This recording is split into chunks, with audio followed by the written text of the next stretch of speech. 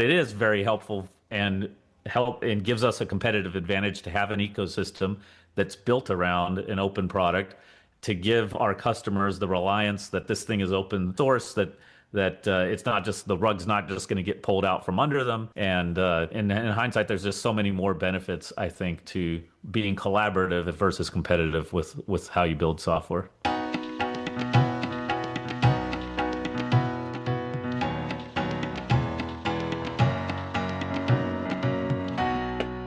Welcome to episode 105 of ArrayCast. I'm your host, Conor, and today with us we have two special guests who I'm extremely excited to chat with. But before we get to introducing them, we're going to go around and do brief introductions. We'll start with Bob, then go to Adam, and finish with Marshall. I'm Bob Therriault. I am a J enthusiast, and this is going to be a very interesting episode. I'm Adám Brudzewsky. I am head of language design at Dialog Limited, doing APL. I'm Marshall Lochbaum. I work on BQN and Singeli. I haven't really thought to give myself a title before. And as mentioned before, my name's Conor, host of ArrayCast and massive fan of all of the array languages as well as array libraries, which we're going to be talking about today. But hang on for a few more seconds because we've got, I think, 3 announcements. So we'll go to Bob with the first announcement, and then we'll hop over to Adam, who's got 2 other announcements. Yes, I have an announcement. On the last episode, Henry Rich mentioned that Marcin Zolek had taken over Dissect, which was really cool because Dissect is a really neat debugging tool. But Marcin has also picked up and created his own Juno, which is an interface, an IDE using J. He's upgraded it to J 9.7. So by running this, you can actually run the new beta, and you can test the new beta out for everybody, which is great because we're finding errors and things that need to get fixed, which is what you want to do with a beta.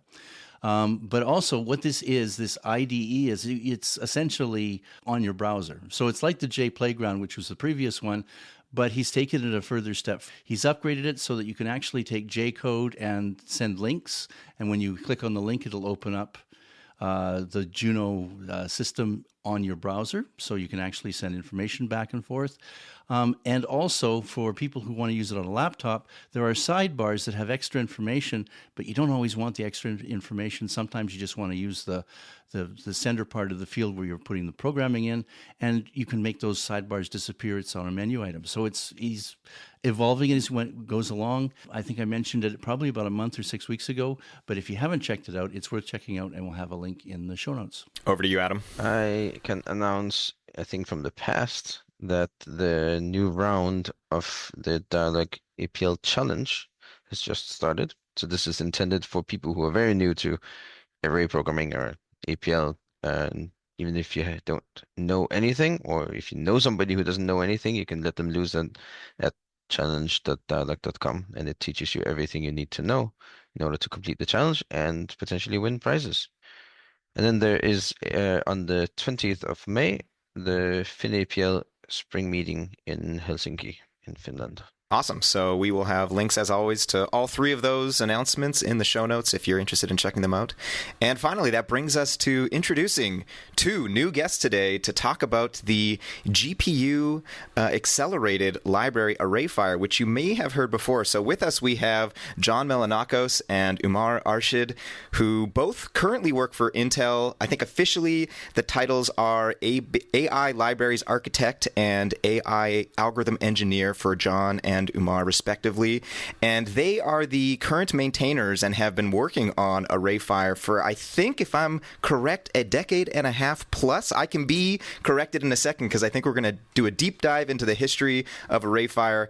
And for those of you that are thinking, ArrayFire, I feel like I've heard that mentioned on this podcast before. That's because you definitely have ArrayFire, probably less notably for John and Umar, but notably for us because we've had Aaron on a couple times. CodeDefunds, the GPU accelerated parallel APL compiler targets ArrayFire. So there's a strong tie between one of the APL compilers and projects and this library. So I think now we're going to throw it over to John and Umar, and maybe you want to briefly both introduce yourselves, and then we'll dive back to a decade and a half plus ago, and we can get the story of ArrayFire. Hello, I'm John Melonakos. I'm one of the co-founders of ArrayFire, and I'll give that background story in a minute. But I've been working on ArrayFire and array-based programming, specifically how do you take arrays and make them accelerated on GPUs my whole career. And now 3 years ago we joined Intel, and the ArrayFire team is now at Intel, and I am a maintainer of the ArrayFire open source project, which includes Intel people as well as non-Intel people. My name is Umar Arshad. I've been at ArrayFire since 2012, 12 years now. I've been maintaining ArrayFire since then, mostly on the development side, making different kernels using CUDA, OpenCL, and a SYCL recently. Awesome. So, I mean, maybe let's hop right into it then. So, take us back to the beginning. When did both of you get involved? I mean, I remember seeing John. I think it says CEO and co-founder. So, I'm guessing you were involved from the beginning. Yeah. And yeah, what is the history of ArrayFire, and bring us from the genesis to today? I was a PhD student at Georgia Tech, and I was working in our lab. We were doing some computer vision algorithms, working on partial differential equation, sort of minimizing cost functions to detect various things in brain MRI imagery. And at the time, these brain volumes, especially the kind of volumes we were working with, were just massive data sets, and was taking half a day to, a long time to process on the hardware we had at the time on the CPUs. And one of my lab mates and my co-founder realized you could run this through OpenGL shaders, and he built and we were doing all our work in MATLAB, so he built a GPU engine for MATLAB that ran through OpenGL shaders and enabled us to offload our MATLAB code onto NVIDIA hardware. And then when NVIDIA heard of this, they flew us out to California. This was like 2006, 2007. And told us about this thing called CUDA that they were building, and that started a very close partnership with NVIDIA from the very beginning. We were the way that people programmed to MATLAB on NVIDIA GPUs for a long time, until about 2012. So for 5 years, we sold an add-on product to MATLAB, and that's how we got our start. And it was very, very popular. We were in 40 countries around the world, and it just rapidly sort of people picked it up because a lot of people had slow MATLAB code and wanted to have their arrays naturally expressed in faster hardware. We did a deal with MathWorks in 2012 that sort of ended that first phase of the company, and we sold that product to the MathWorks, but we retained the rights to the source code for other languages besides MATLAB. And so we retooled our whole business model from selling a MATLAB product to running an open source project and just selling sort of services to help people along the way. So we gave now our source code away for free, and that's what ArrayFire is today, is this open source project. We supported more than just CUDA. We supported OpenCL, and then more recently we've now support SYCL as well, and we also have a CPU backend. So from 2012 to 2022, for about 10 years, we just ran as we were a small boutique consulting shop, but really passionate about open source array-based programming and getting high performance out of GPUs. And in 2022, as we were starting to work on the SYCL backend, Intel told us about more about OneAPI and the vision they have for sort of bringing in many different hardware vendors into one standard so people can write their code once and run everywhere. And we had already been this for the array languages. We'd already been the place where you can write your code once and run on CUDA or OpenCL or the CPU. And so it aligned, the visions aligned, and our team joined Intel, and within Intel now we also are continuing to work on ArrayFire. We work on other libraries as well within the OneAPI ecosystem.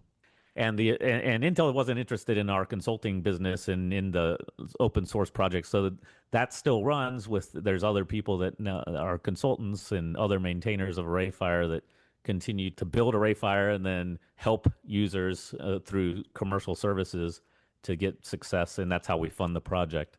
But yeah, that's the story. So we've been at Intel almost 3 years, and it's been a beautiful journey. Do you want to add anything to that, Umar? Were you there from the beginning as well, or did you join at a later point in time? I joined a little bit later. I joined around 2012. I was working at a insurance company working on C# code. And I had invited John to an ACM meeting as a guest speaker at our school. So I'd known about him, and he had posted a job, and I thought this is a great opportunity. I'd been working on GPU computing for a while. That seemed like a perfect opportunity. They were in the same city I was in, so I applied and I got hired. And I came in just as we were transitioning from the 2.0 version of the software to 3.0. So I gave a hand on building ArrayFire from that point on. He started, just sort of coming in as really learning GPU computing on the side. It wasn't his job, and just quickly picked it up. And ultimately now he's the chief maintainer and architect, and knows more of the code base than anyone else. It's been beautiful to watch over the last decade, 12 years or so. Yeah, that sounds awesome. And so you mentioned that, at a certain point in time, you were primarily focused on accelerating MATLAB, and then in 2012, you kind of ended that chapter and started a new chapter, and that you maintained the rights for other languages. I primarily know ArrayFire as the, GPU C++ library, but are there other front-end languages that lower down onto the C++, or so what's the landscape of the the ways that people are targeting ArrayFire? Yeah, so when we transitioned from 2 to 3.0, we wanted a way to support other languages, not only C and C++, but primarily we were targeting C++ for general case, but then we were also targeting Fortran at a time. But the way the library was structured, it forced you to adopt the C++ runtime, which is not as flexible as the C runtime. So we redesigned the library to provide our API through the C API. And then now people are able to run ArrayFire on Python, in JavaScript, in APL, a whole bunch, a host of languages. Yeah, there's lots of third-party wrappers. We're about to release next month ArrayFire 3.10, which will have our first officially supported Python version, and we're excited about that one. And it will comply with the data API standard, so it'll be a drop-in replace to any data API NumPy scenario. Interesting. So wait, how does this work then? You're currently, if you want to use ArrayFire from Python, are you pip installing some kind of PyPI package, or are you hooking something up? You're pip installing NumPy, and then you set some local settings or something. What's the story around that? Because I know a lot of libraries, or at least where I work, there'll be an open source version of some library, and then we'll go create, and by we I mean NVIDIA, we'll go create a GPU version, but it's basically just we've built it from scratch and we're calling it something different, and then our story is if you use this library and you're hitting performance concerns, consider changing your import statement and pip installing something, or maybe you need to go install Conda. But there's a couple different ways you can do this. So what is, for the Python listeners, there's probably 4 of them that we have. How do they go and do this when 3.10 drops? So we'll be creating a wheel for Python. So you'll be able to pip install ArrayFire with a specific version of Python, and for your specific OS, it'll download a bunch of binaries, and then it'll be ready to go. All you have to do is install default drivers, and it'll pick up the hardware. And then you can just use that directly from libraries like NumPy. Yes, exactly. So you import ArrayFire, and then you can define which API you want to use. If you want to use the data API, you can do import af.data API, and you'll be able to run it. Interesting. And you get all the backend. You get all the backends with the download too. So you can run it through OpenCL, through CUDA, through CPU, through SYCL. If you have an NVIDIA GPU, you can literally run all of those backends on the same NVIDIA GPU. So I have a bunch of kind of deep divey questions that are CUDA and GPU related, but that's my bias. So I'm going to pause here and maybe throw it to Bob or the other 2 panelists, and maybe take a break. And later on, we can get into my, satisfying my curiosity about, how the engine works internally. But I see Bob's got a question, so we'll go to Bob first. Well, you work with a number of different languages, and there's always talk in the array languages about how easy it should be to port array languages over to GPUs. But you guys are one of the few ones that have really done it in a way that we can access them. There's an add-on in J that runs with ArrayFire. What's your feeling about that perception that array languages are just built for GPUs? I think that's a fair assessment because GPUs are designed to work on parallel hardware. Basically, if you think about it, any graphics game that you're running, you're working on a bunch of vertices and pixels, which can be mapped to an array-like structure. So I think that's they map really well. The tricky part comes in on the runtime side, which can get a little bit more tricky, and optimizing for different hardware. That's where the interesting part comes in. Yeah, and one of the things we've done over the many years is we notice there's a huge gain just in vectorizing your code from the start, and just removing loops or finding inefficiencies. Just even the process of going from a serial code to more of an array-based code makes people remove inefficiencies that are hardware independent inefficiencies, and then mapping it naturally to data parallel hardware gives both stages of that give great improvement. Yeah, exactly. So we have C programmers have a tougher time porting over to ArrayFire than array programmers like MATLAB and Python. Yeah, I was going to say that's something that we've often talked about to people. If they, trying different paradigms, you end up having different skills. And one of the strengths of the array paradigm is that it does work really well with or should work really well with parallel processing. Often the challenge is trying to get it into something that a GPU can understand, because the GPU wants to do things very quickly with a very, very defined group of functions, basically. And in the case of what you might be doing in your general computing, it's a step to try and figure out how to convey that. And ArrayFire is something the add-ons can do that. And I had no idea that I was only aware of Aaron's co-defund's work, and that's like a full-blown compiler. So J has an add-on? I assume that's not, it doesn't swap out a compiler underneath. It's just accelerating like a few set, or do you know more? I guess we have to bring the J add-on guy on, or girl on, whoever is responsible for this. I had no idea that this existed. I think it's Eric that actually put it together, Eric Iverson, and essentially it just gives you an interface into ArrayFire. So I think you have the choices of what you're running and how you run it, and that sort of thing. So it's just an interface. Yeah.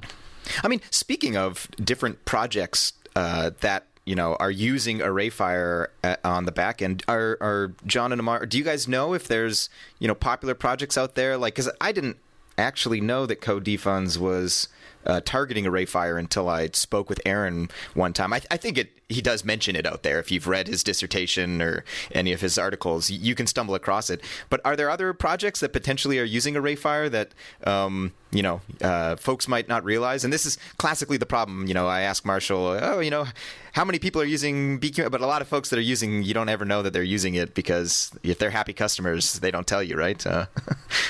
Yeah, there's quite a few projects using ArrayFire.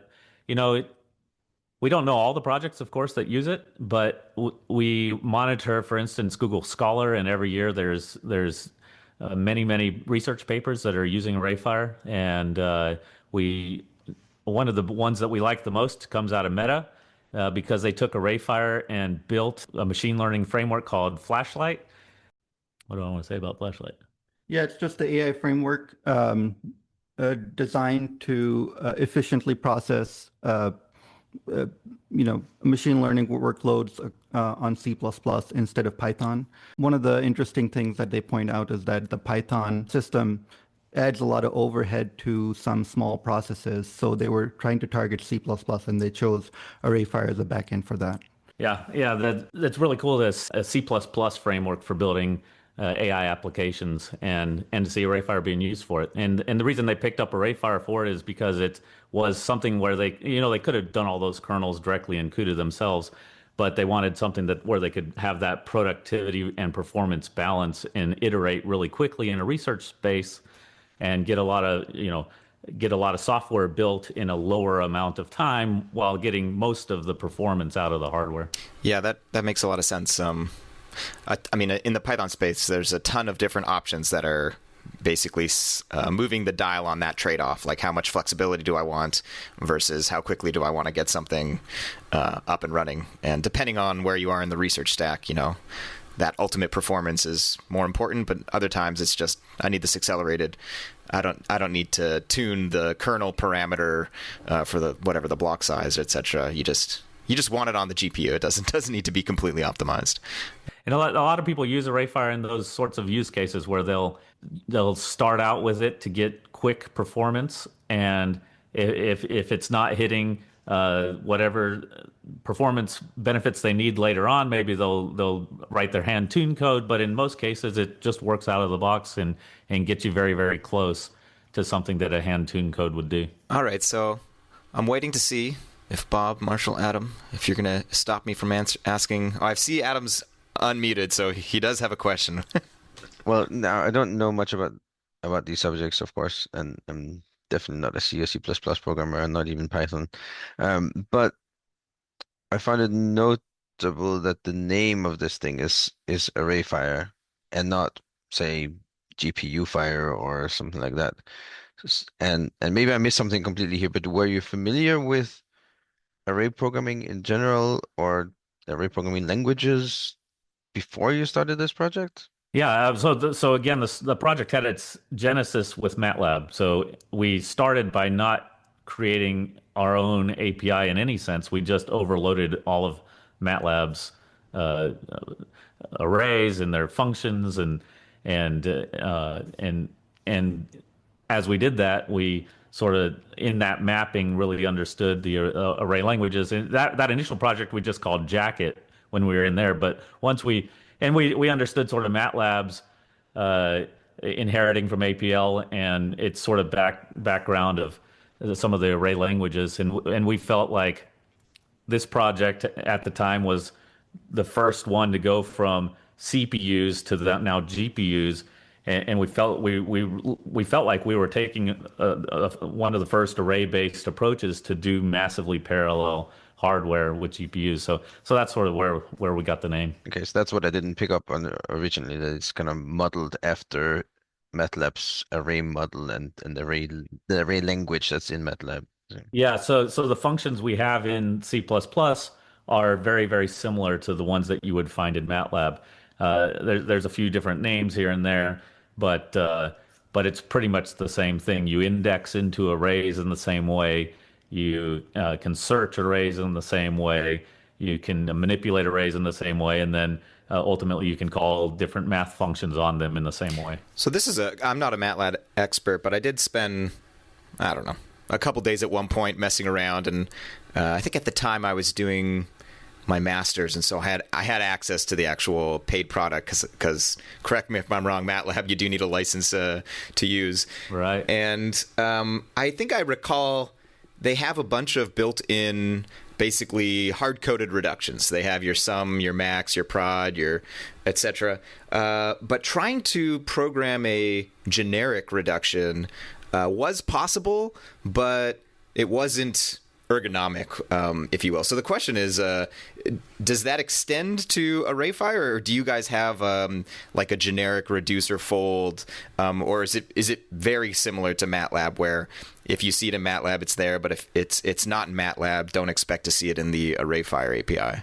Yeah, I think it's very similar to the way Python or MATLAB does it. Can you be a little bit more specific which kind of reductions we're talking about? Because I think we can handle a lot of them. So this one, like if we stay in array land, like all of the array languages, or at least in my head, I don't know, maybe the other panelists can disagree. Two of the bread and butter operations are reduce and scan, and there's no such thing as well, actually depends on, there's some esoteric if you don't consider APL and J esoteric. There's some even more esoteric array languages that actually do provide symbols or primitives for things like summation or taking the product of something. But in most Q has names for them, right? Yeah, Q has names for them. But like in APL and J and BQN, you only get the generic version, meaning that there's a symbol for reduce and scan, but you always have to provide the binary operation like plus or times in order to spell that reduction. And so I mean, there's a couple different flavors of whether they take an initial value, etc., things like that. And Adam's maybe going to add something. But so the question is in ArrayFire, can you spell like a reducer fold where you're passing it a custom binary op? So like, I'm sure you guys have some, but are you able to spell that an alternative way with a reducer fold where you're basically typing in the plus operation? And therefore you could do something that isn't in that set of like 6 or 8 hard-coded reductions. Yeah, so like an exclusive or XOR scan is something that you might want to be able to do. Yeah, no, I think we have a set number of reduction operations that we can do, kind of like, plus multiplication and so on, min, max, etc. We're not really a compiler library, which would allow you to do something like that, where we can do it at runtime. Although we are compiling kernels at runtime, but you can't really encode any special operations like that. No. Okay. And Adam, what were you going to ask or add? It was basically just give an example, a concrete example. So whereas a sum is, should we say, x1 plus x2 plus x3 plus x1 and so on until the end of x, then what if I don't want plus? What if I want plus 2 times? So x1 plus 2 times x2 plus 2 times x3, right? Where do you keep adding like this? How would you do that? But it sounds like that's not something you can do, right? Yeah, well, it sounds to me like it's kind of a downside of the GPU model where, I mean, on the CPU, you can just have like a C function that takes a function pointer even, and that's not going to be the fastest thing, but it won't be that slow. And on the GPU, that's like that just basically doesn't work. Yeah, so that's the interesting idea, because you can do composite operations, right? Because you can do multiplication ahead of time and then do the reduction afterwards. So you have to but then I should explain a bit further. Like I didn't spell out the parentheses. Obviously, if you just need to multiply by some factors, but here we're saying if you think of it as x1 plus 2 times open paren, x2 plus 2 times open paren, and so on, and then a whole bunch of closed parens at the end. Or you could turn it around and have the parens on the left instead. That kind of thing, where it's a custom function that does not immediately map to something you could compute in 2 steps.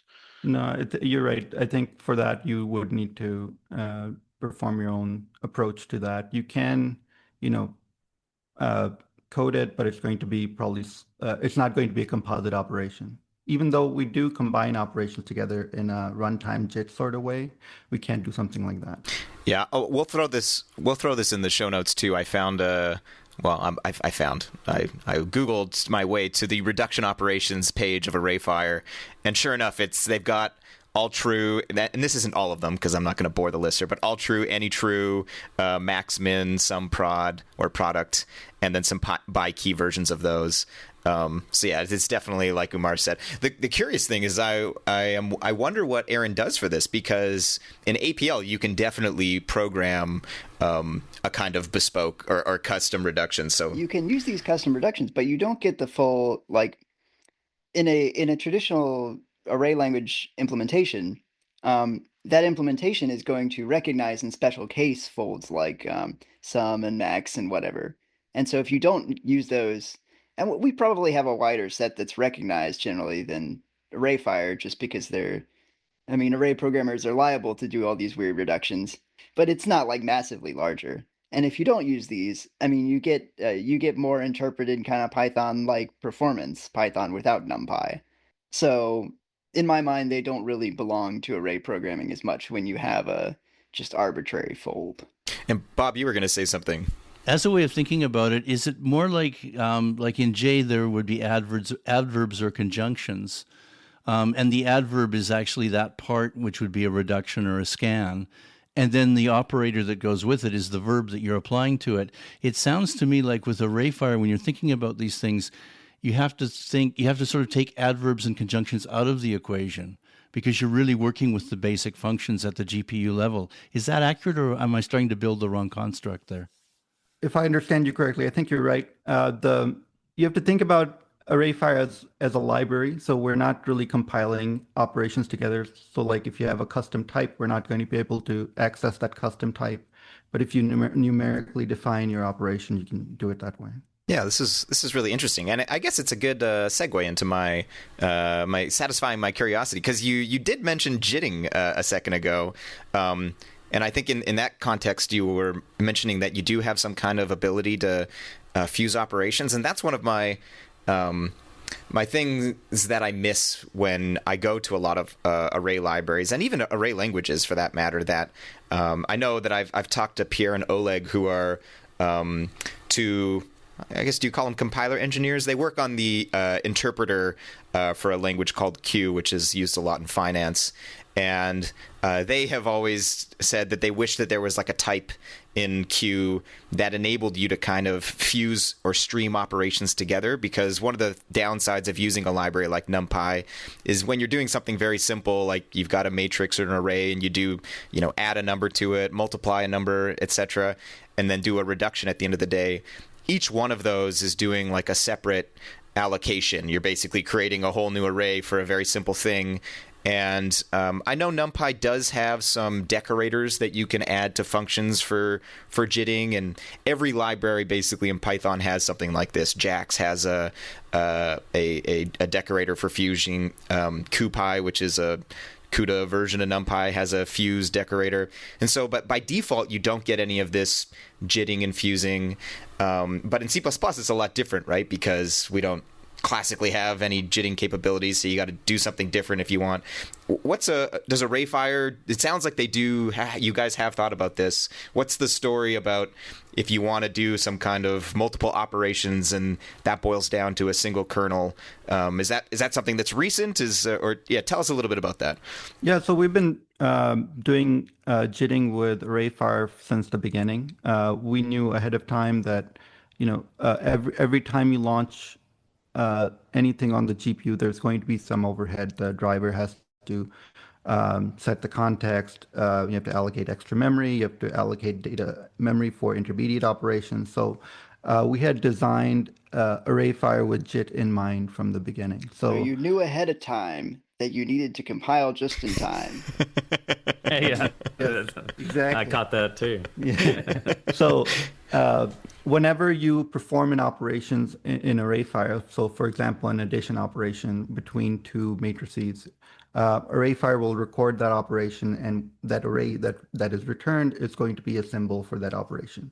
And whenever we cannot go forward with that operation, so for example, if you're doing a special type of sorting or something where you need the values to be evaluated, we will then go through that operation tree and generate a new CUDA kernel, OpenCL kernel, or SYCL kernel, and compile it at runtime, and then execute it, and then pass that data to the next operation. So everything that is handled transparently in the background.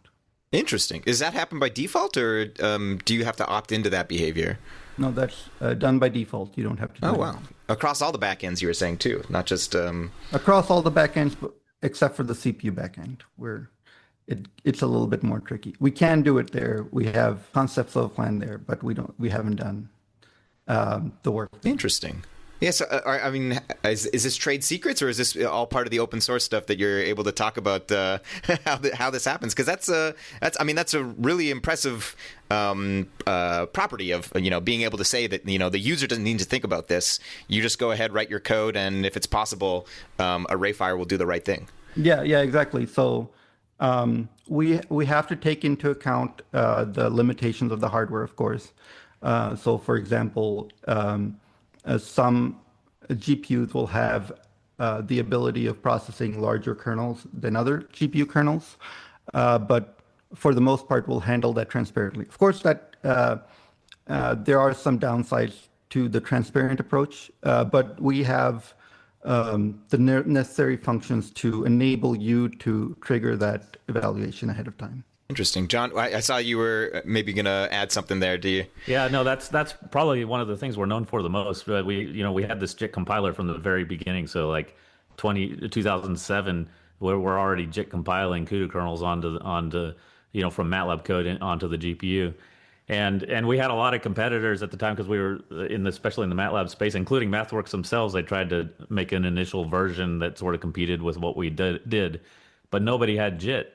And if you don't have JIT, then every single function call you're doing round trip memory transfers and kernel launches, and it's slower than just using the CPU. The overhead is so steep, and so it's been especially in a runtime language like MATLAB, that really matters quite a bit.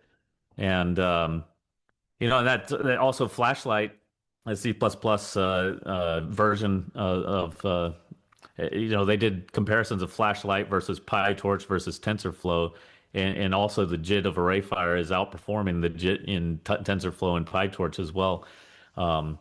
It's one of the things we're most proud of because we've been just optimizing that thing for all, it's been 18 years now. And yeah, I'd be curious. Have you guys compared it with JAX? Because I've also done some benchmarking and profiling of PyTorch, TensorFlow, and JAX.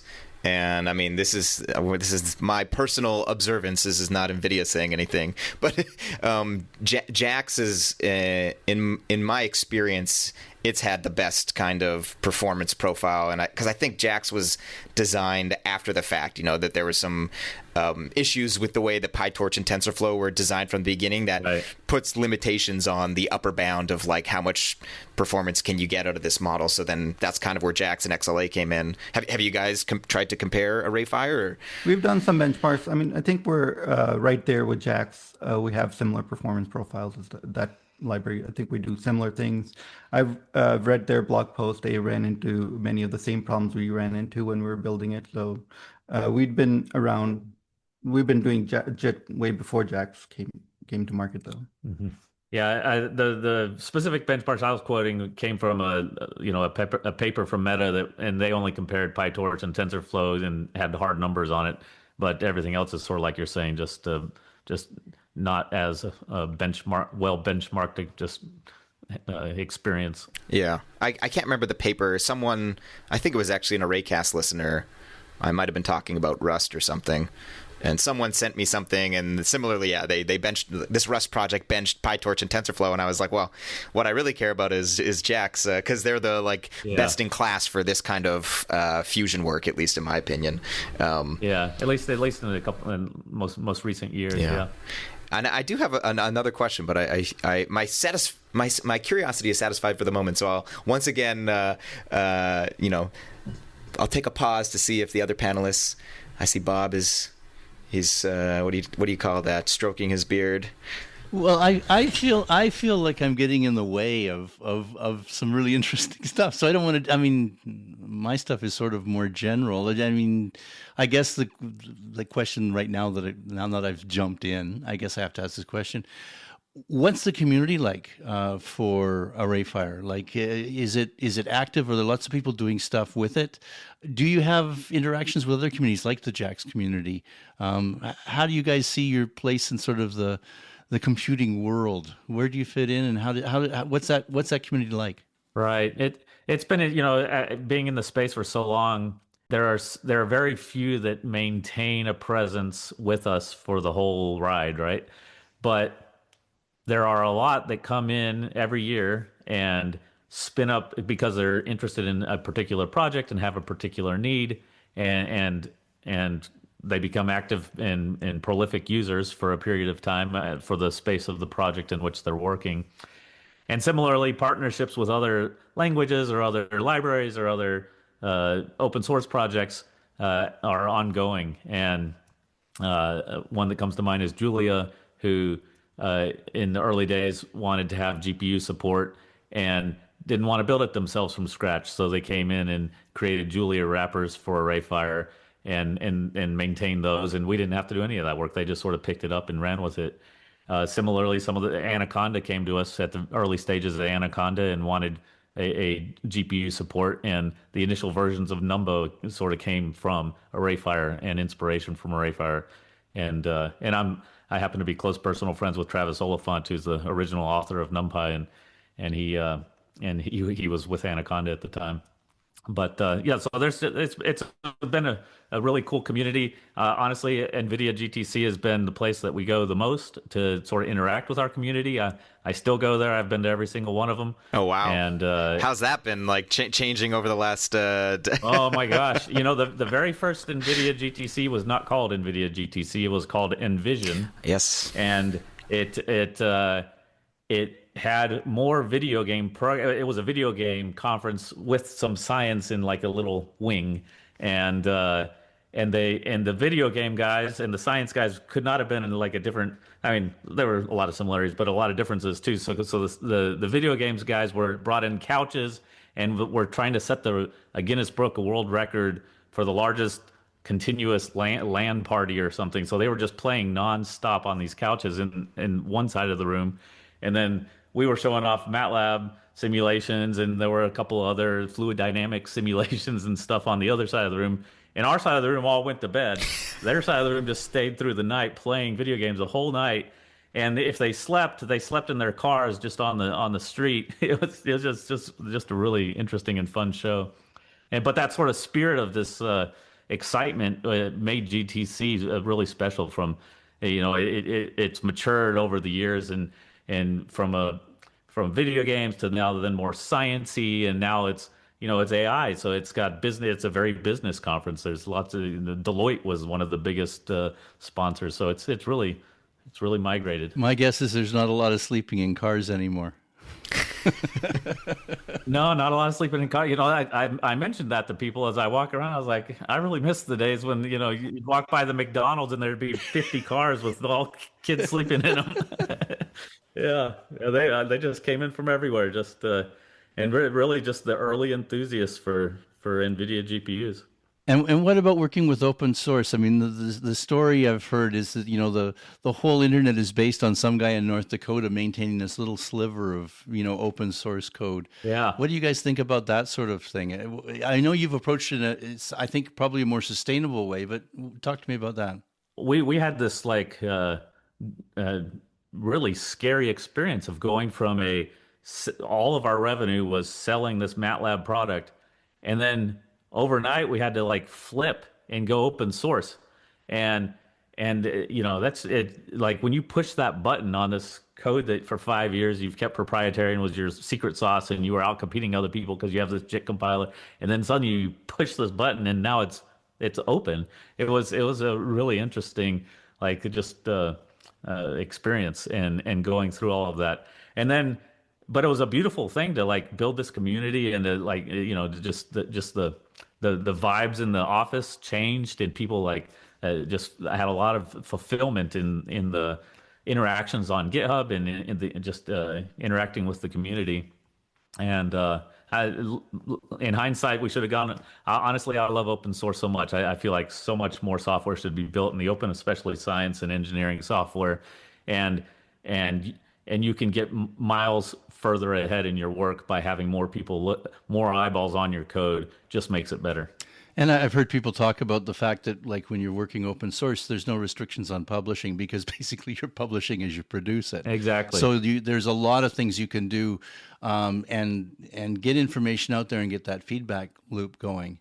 That if you're in a silo, you can't do it. Yeah, just getting PRs from external people, just randomly. And when you see the thought and effort that they put into it, there's someone you don't even know that's contributing to the thing that you've worked on for a long time. It's really touching. So you're using the service part of it to basically sustain that. Now, I guess it's changed now that you're working with Intel, but up until that point, you've been working with the service end of it. Yeah, I mean, it's still pretty much the same. It's just that Intel sort of employs 4 of the maintainers, so at least we don't have to pull money from the open source project anymore. So there's more stability for the core maintainers.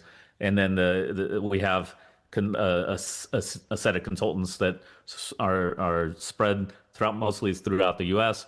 and they work on the project when they don't have a consulting job, so that they can maintain income. And when they do have a consulting job, then they go work on the consulting job, and it's sort of back and forth and keeps the cash flow going for the other maintainers.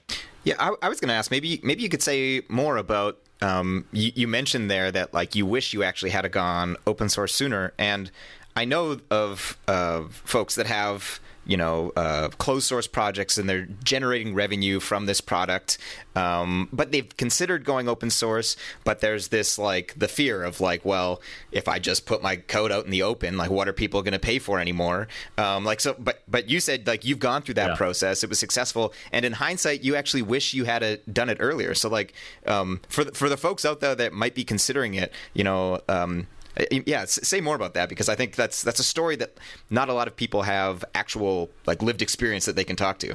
Yeah, I think in a lot of cases, keeping your code closed is not the thing that's giving you the competitive advantage. It's your execution speed, it's your attention to customer, attention to your customers, it's the kind of product that you're building. And it's really, really hard, especially in as technical a space as we're in, for anyone to like go and copy and somehow replicate the thing that you're doing. But it is very helpful and gives us a competitive advantage to have an ecosystem that's built around an open product, to give our customers the reliance that this thing is open source, that it's not just, the rug's not just going to get pulled out from under them. And so there's in hindsight, there's just so many more benefits, I think, to being collaborative versus competitive with how you build software. Yeah, when I joined NVIDIA, like NVIDIA is not famous for being the most open source company, but that culture is changing. Like a lot of our libraries now and teams that are developed, like when I started at NVIDIA, it was on a 100% open source team. So like my workflow was through GitHub. Like technically we have like an internal GitLab, but I like never used that because my work and the PRs that I opened were on the open source library. And like it's an awesome feeling to be doing that work, but then also too, like, heaven forbid I ever leave NVIDIA, which, no plans to do that anytime soon. It's a great company, but you can point at your actual work. You can be like, what did you do? And it's like, well, there's my history of my PRs. It's fantastic for like a number of reasons. And yeah, so awesome that you guys had that experience. Yeah, it's great for employee satisfaction and just, building letting people showcase their life's work.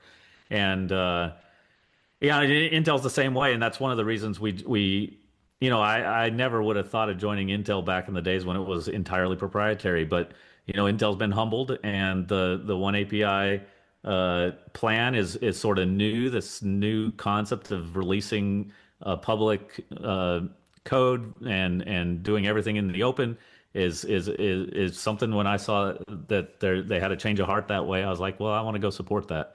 And I like you're saying, I think it's something that more and more companies are catching on to, especially when it's not, these are hardware companies, and so it just makes sense to give customers the opportunity to collaborate on the software a little more. Yeah, I mean when you look at what do you call them? The Meg 7 is the whatever the term on the street for the large companies, but like I remember talking to someone at Google once that was talking to someone that was upset that they didn't do like more open source work, but like the person was like, what are you talking about? Like, and they just like listed off, they're like, I don't think you're aware of like all the work, like Meta and Google now, it's almost by default when they're even if they have some internal thing, their long-term plan is to release it to the wild. Like, Go, for instance, is it's like not a Google project anymore, but people, because it started there, people think, oh, Go is the Google language.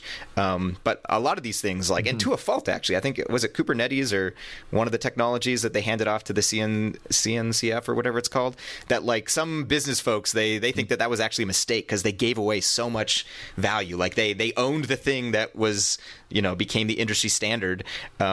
But like a lot of these companies, yeah, they have just, it's been such a good choice for them, historically speaking, that they don't think twice about it, right, even if maybe they actually shouldn't have done it, like it, right, for competitive advantage reasons. Yeah, and some of the short-term gains versus long-term goodwill is a calculus that people don't see the long game as readily sometimes, but it's real and powerful. Completely agree. The hardware companies, and they make the money on the hardware, and then they are able to support the open source software. But if you have a company that doesn't have the hardware part, then that's not the case. Another, I guess, the early open source company was IBM. IBM completely controlled the hardware market, And the software was just something that was shipping along with that. Yeah, yeah. I spent a lot of time trying to figure out how to make money in open source as a software company, like you're saying, and we weren't a hardware company. And you really have like three options. You can do services like we did. You can sell some sort of uh, support, which still boils down to services. You can try to make a premium product too, but then that's also, sort of more going closed. Or a lot of companies will just go after government grants and try to get funded by the government. But that's no way to run a long-term business. It's really you're subject to the broader macro government funding environment and the, grant success rates of 10%. And and we did some of those too. But at the end of the day, the just providing services to the customers that need it the most seem to be the most stable. And we have this thing at the dialogue. Quite often get a question from people, why don't we open source the interpreter? Or almost all our APL code is open source. The things I work on is all open source stuff. We have Uh-huh. very little that we sell, but none of the things you're mentioning would even work, right, for us, or we would have massive restructuring. We do have a couple of people that do consulting, so basically they're rented out more or less full time to other companies, and we do have support calls. We do have support um, subscriptions, you could say.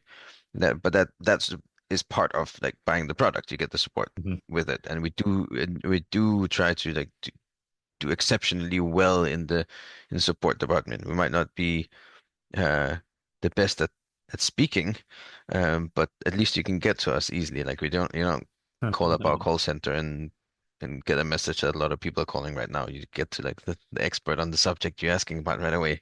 Nice. But by far, most of the man hours at Dialogue goes on actual development and documentation and dealing with actually developing the product.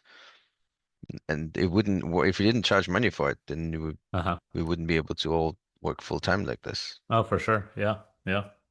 Yeah, it's a tough balance. Especially when it's sometimes easier, I think, for some people that run like web services or something where you can do a SaaS model and just have a subscription running. But if you're doing installed software, it's really difficult in this day and age to sell installed software. Programming language as a service doesn't sound very palatable. Yeah.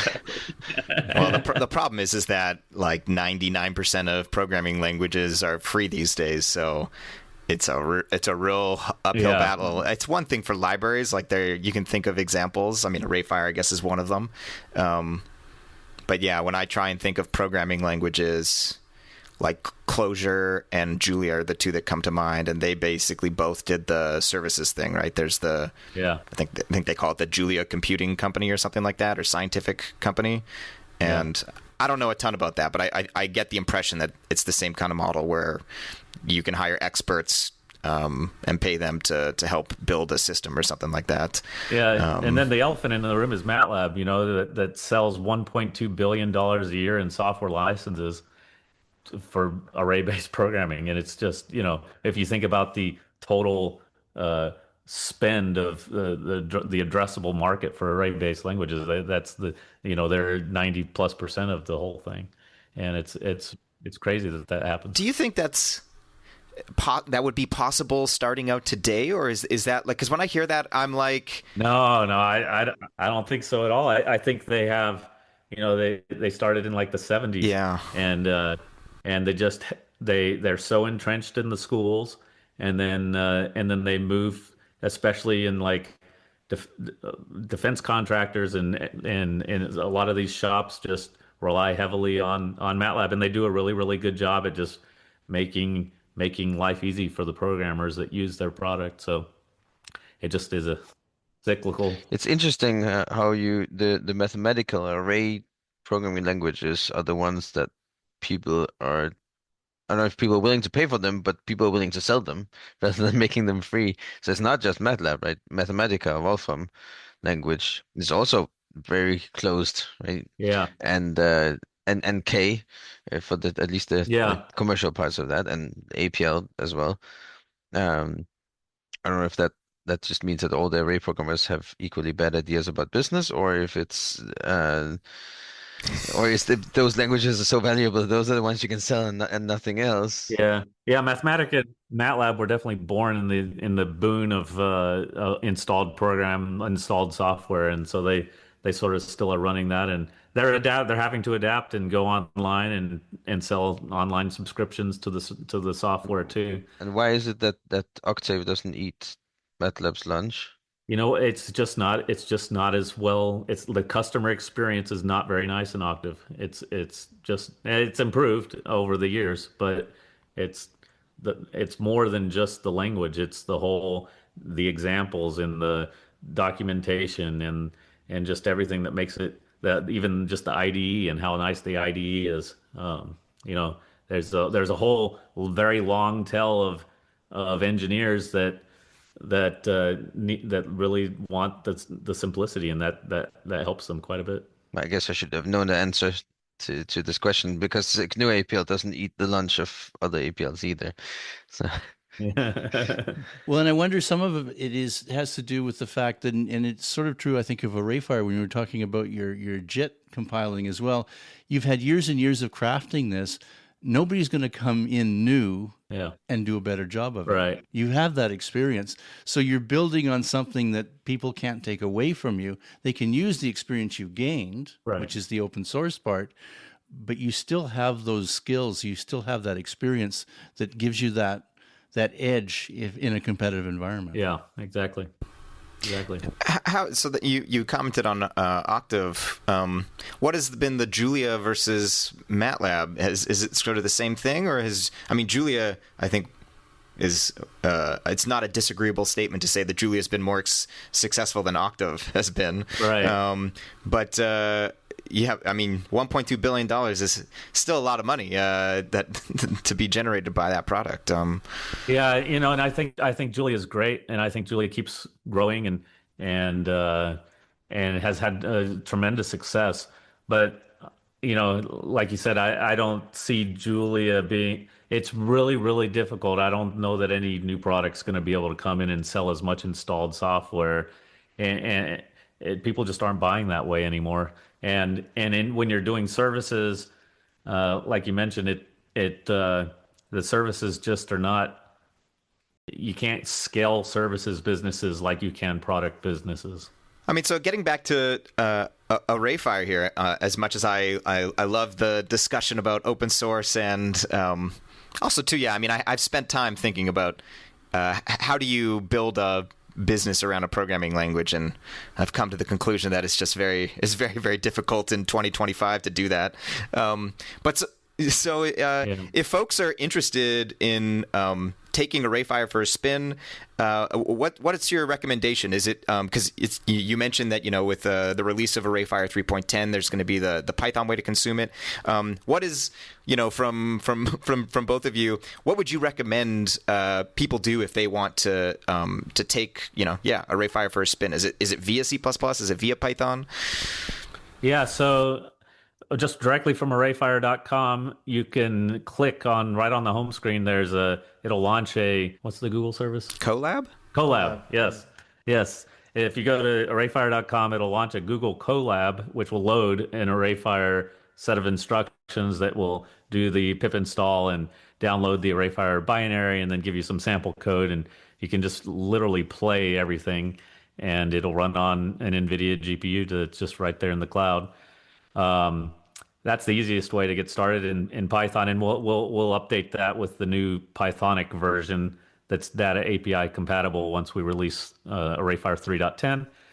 And then also just from that same website, you can get the ArrayFire binaries for free, and those install on your computer. And then you can build with it and build the examples and run the examples and just sort of get started. If you want to be a more experienced user, you can go to GitHub and get the source code and build from source.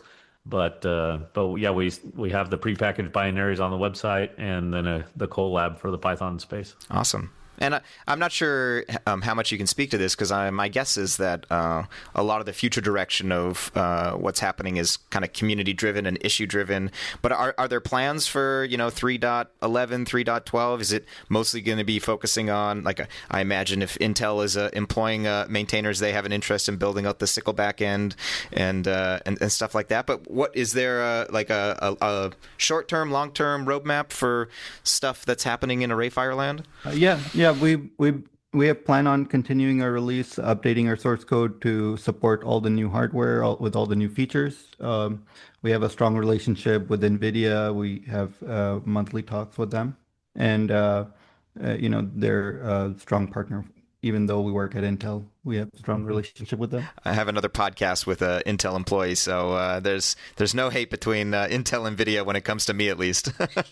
Yeah, especially on the software side, it's always fun to collaborate and work with work across companies that way. Awesome. Well, I mean, I'm exhausted. I've asked all of my questions and more. Any final questions from? It looks like Bob's got one more. I do have a final question. This is going to sound a little bit weird, but when you mentioned starting out the fact that you were using MATLAB and ArrayFire to be able to process MRIs of brain scans and huge amounts of data, and I guess the obvious place now would be in AI, is that's where there's huge amounts of data. Like when we're talking about really, really large amounts of data, is there any thought given to essentially trying to economize, to make dealing with that much data as efficient as possible? And I'm thinking in terms of like environmental concerns and all the other things that people are so concerned about AI creating, almost a whole new country of energy consumption. Are there thoughts, are there things that you can see on the horizon that might be able to make that more efficient? Wow, that's a tough question. I think people are working on making AI more efficient using, quantized weights and so on. We at Intel, we do a lot of work with making reducing the memory overhead of different operations. So I think there's a lot of work going on making it more efficient. I think we will get there eventually. It'll take some time. Right now, we're on the exploration side of AI, and hopefully we'll refine that in the future. Yeah, you reminded me of a story.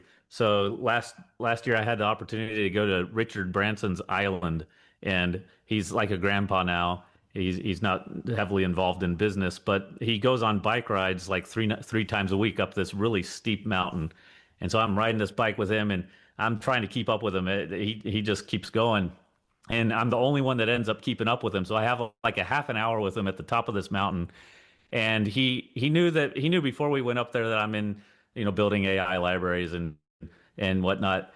And, I'm hoping that maybe he'll have some introductions, or there might be some interesting conversation around this. And he looks me straight in the eyes and he says, "How do we reduce the carbon footprint of AI?" And just was really concerned about the energy usage that we're throwing at this problem. And I don't have a great answer for that. I don't think any of us are going to be able to curtail the appetite for people to throw data into large racks and crank through enormous power bills to produce these AI models. But I think we can, by continuing to iterate on tools, make things more efficient. And that's the more efficiency you have and the more performance benefits that you get, the less time you sort of waste, and with less time you spend in wasted cycles. I'm guessing that part of it is the fact that you're running on a GPU already. Like, can you imagine trying to do this stuff on a CPU? How much power that would consume? Like, not just the time, but the amount of power it would take would be immense. So you kind of made that first step. I guess the whole thing is, what are we using this for? And if it's used for a useful purpose in AI, or it's used for analyzing MRIs or stuff like that, that's probably not a bad effect of it. If it's being used to generate cryptocurrency, well, maybe that's the issue as well. Yeah, and hopefully some of the outcomes will be in material science and in other areas where we can learn how to reduce things, even in ways that are breakthroughs. And but it's really incumbent upon humanity to use these things in wise ways. It's a $1 billion problem And the good news is that whoever solves it or whatever company solves it is going to make a lot of money. So it's only a matter of time, I think, before it ends up happening. Yeah, for sure. Yeah, it might not be about money. It might be more valuable than money to solve that problem.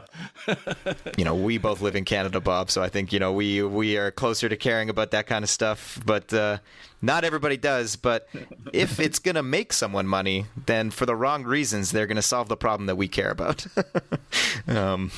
Anyways, thank you so much, John and Umar, for spending all this time with us. This is, I've learned a ton more, and hopefully we've inspired some of our listeners. I mean, I'm sure a couple of them already indirectly have been using it through the J add-on and Aaron's CodeDefense compiler, but potentially there's some folks out there that have their own project now, and they're going to go and take ArrayFire for a spin and try hooking it up to their personal projects. So this has been a blast, and I've learned a ton. If listeners that are currently listening have questions either for us or for John and Umar, you can send those questions, comments, thoughts to contact at arraycast.com is the way to get in touch with us. And my guess is we'll be hearing things from Raz about what we've said about Julia, but I'm not sure. Well, no, I'm pretty much guaranteed he'll probably respond to this. He listens. And it was a past podcast that we were talking extensively about Julia. And a shout out to our transcribers. Adám does the initial pass to give us all the transcription speakers and everything. And then the last while it's been Sanjay and I have been working on it. And I think Igor is going to come back in again to do some more work with us. But certainly hats off to those guys that are creating that, because people consume the podcast through a number of different ways. And we appreciate all the input we get back. And thanks for listening, and that's about it. Yeah, thanks so much again, John and Umar. Hopefully we'll, or at least for me, we'll run into each other at a future GTC. Yeah, thank you. It's been great. Thanks for having us. And with that, we'll say happy array programming. Happy array programming.